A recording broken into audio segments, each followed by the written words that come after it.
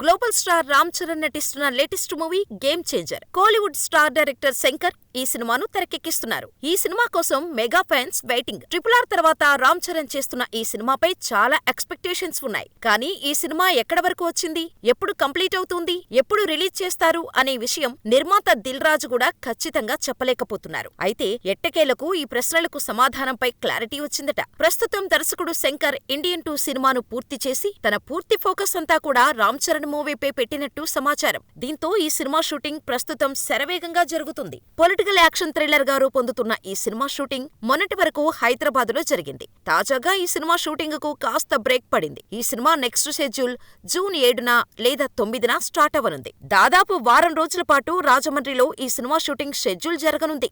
అయితే ఈ cinema shooting మరో 30 రోజులు జరిగితే పూర్తవుతుంది అని సమాచారం. ఈ సినిమా షూటింగ్ పూర్తి కాగానే రామ్ చరణ్ తన తర్వాత సినిమా షూటింగ్ లో బిజీ కానున్నారు. శంకర్ గత సినిమాల రేంజ్ లో ఈ సినిమా కూడా ఉంటుంది అని అంటున్నారు. భారీ సీక్వెన్స్లు, కథ కూడా నెక్స్ట్ లెవెల్ అనే టాక్ ఎప్పటి నుండో వినిపిస్తోంది. మరి రాజమౌళి సినిమాల్లో నటించిన హీరోలకి పరాజయం తప్పదు అనే సెంటిమెంట్ ని ఈ సినిమాతో రామ్ చరణ్ బ్రేక్ చేయాలని ఫ్యాన్స్ కోరుకుంటున్నారు.